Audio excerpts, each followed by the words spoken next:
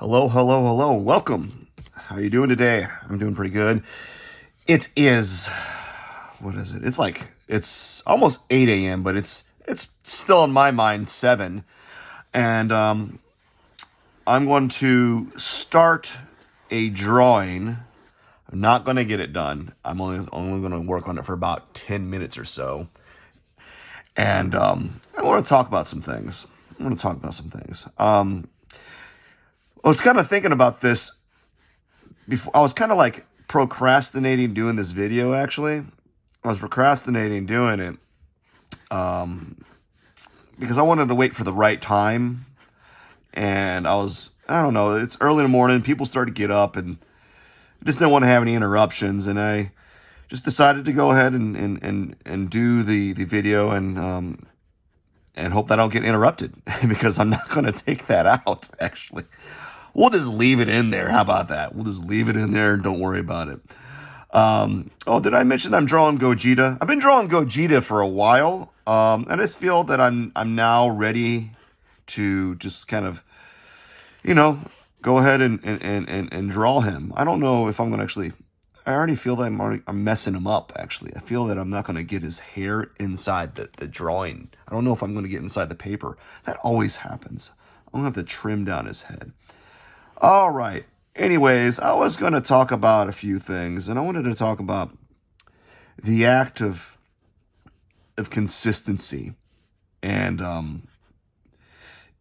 how it is important in many aspects of life, or especially things that you want to improve in. I can't stress that enough. I'll get questions from individuals asking, how do I get better at drawing? How do I get improve at X, right? And really my knee-jerk response is my first response is like, you just gotta be consistent. You gotta do that thing every day. Because believe it or not, you can get a little rusty. You can get a little rusty if you stop doing that thing.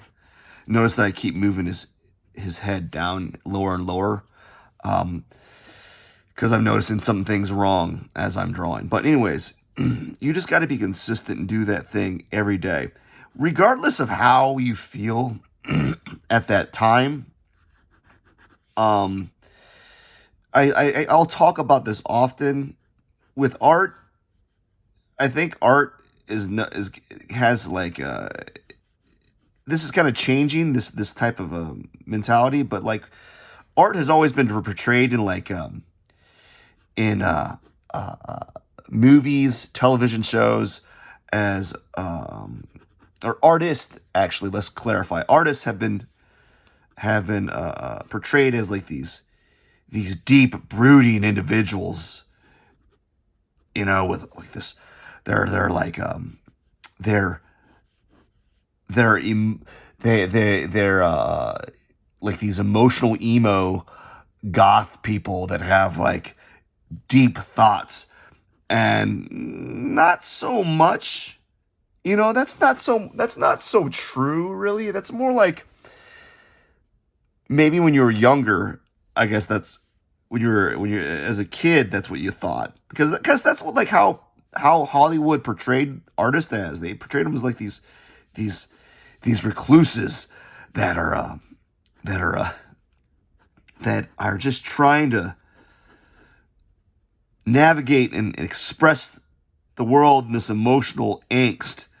And no, really, what they're not saying is artists became good, or became the artists that they are, through repetition, through doing things over and over again until they became competent at it, until they became decent enough that it became like a second nature to them, and Yeah, I want to have a sip of coffee actually. Um, they didn't. It didn't just happen. They didn't just acquire these skills, if that makes any sense. They got it through intense practice and repetition and being consistent. They separated themselves from the emotional aspect. This notion of, oh, I got to get better at my art or at my craft, and they just stuck to it and kept improving through time. When you are looking at an artist's work and you see amazing artwork and you see them do these artworks, you're not looking at at the artwork that are creating. You're looking at all the artwork that they have done previously. You're looking at the hours of work and labor done previously. And even though you think, oh, this person was quote unquote talented, right? You're mistaken to some degree. Now, I would argue that there are people that have an affinity, right? A skill set that lets them gravitate towards art, and they're able to draw and paint really well really early on. That those are outliers, but there's a lot of people out there that were not good.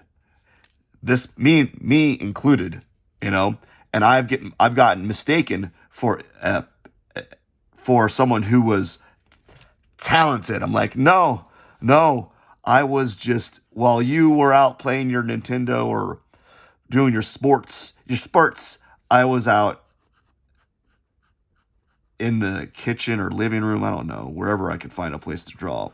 And I wasn't even that obsessed. You know, there's people that are really obsessed with the